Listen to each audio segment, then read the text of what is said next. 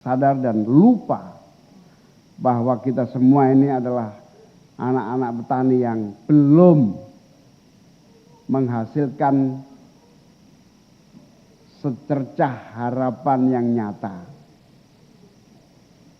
Saya paham bahwa kita posisinya belum terlalu menentukan dalam seluruh irama perjuangan PKB. Di parlemen, di eksekutif, di konstelasi politik nasional kita. Tapi bahwa kehadiran kita selama 27 tahun ini patut menjadi refleksi di Hari Tani hari ini.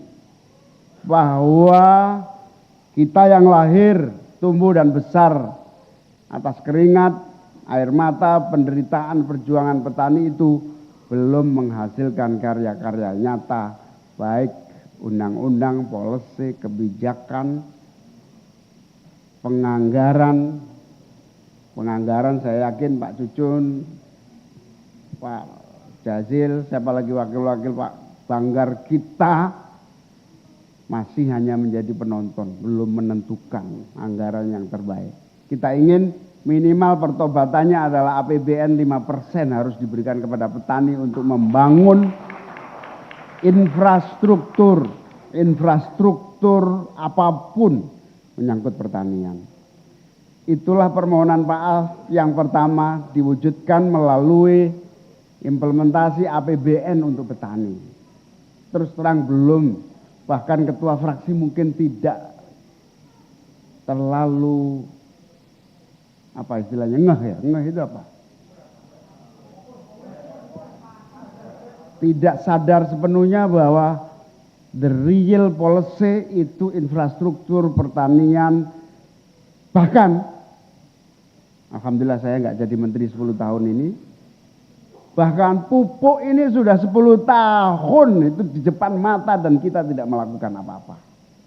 Sejak Pak Prabowo, alhamdulillah sekarang Pak Prabowo selalu menyatakan tidak boleh ada lagi petani mengeluh karena tidak ada pupuk di depan matanya. Itu presiden yang paling menangani problem. Jadi dosanya Ida Fauzia, ketua fraksi pernah. Dosanya Jazilul Fawaid. Dosa saya juga. Saya pernah jadi ketua fraksi juga dulu. Makanya saya mewakili Ida memohon maaf kepada para petani-petani di seluruh tanah air kita. Bener ini serius. Serius, kita nggak pernah serius. Saya teriak-teriak saja, namanya juga DPR kan tugasnya teriak-teriak. Kalau nggak teriak-teriak, diteriakin gitu. Nah karena saya dibayar untuk teriak-teriak, 7 tahun saya teriak-teriak soal pupuk. 7 tahun, nggak ada hasilnya ketika saya DPR. Saya kumpulkan BUMN, saya kumpulkan BUMN menterinya sampai produsen-produsen pupuk dari BUMN. Menteri Pertanian kita undang juga, nggak ada hasilnya. Petani tetap sulit mendapatkan pupuk. Alhamdulillah ini Pak Prabowo menangani langsung. Kita doakan Pak Prabowo sehat terus. Menangani langsung dan pernyataan beliau clear. Tinggal anak buahnya bisa atau enggak. Harus banyak sholawat jadi anak buah Pak Prabowo. Karena kalau enggak dipecat setiap saat bisa gitu. Banyak sholawat.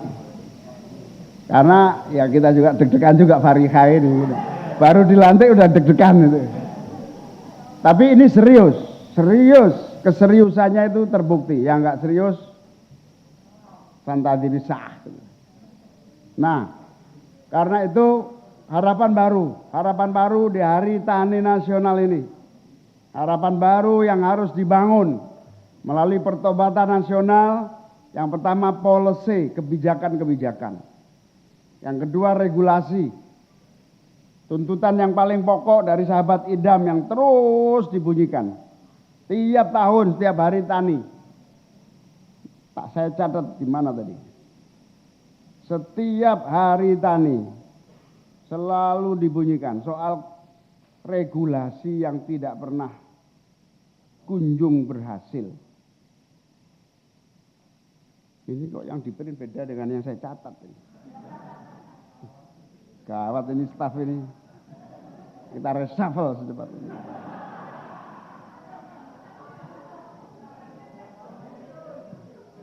Ini yang saya buat dengan yang di print beda ini. Kok bisa itu?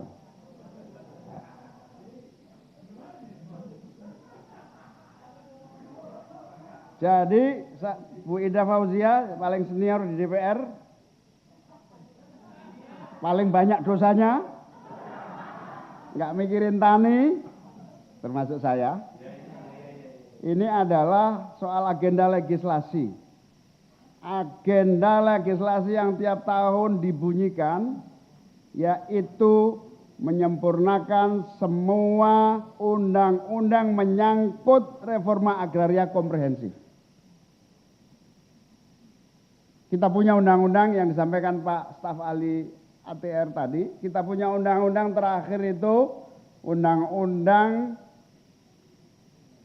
nomor berapa tadi? Bukan, yang 60. Undang-undang pokok agraria. Yang menjadi hari tani nasional ini. Undang-undang nomor berapa itu? Undang-undang pokok agraria. Nomor 5 tahun 60. Itu terakhir. Mari kita tobat. Undang-undang ini harus kita sempurnakan menjadi sebuah undang-undang agraria yang komprehensif, di mana agenda utamanya adalah konsolidasi redistribusi tanah produktif. Redistribusi tanah produktif. Pak Prabowo bolak-balik semua publik tahu menyampaikan bahwa tanah-tanah yang tidak dikelola sungguh-sungguh dan bahkan tidak taat aturan dan undang-undang akan disita.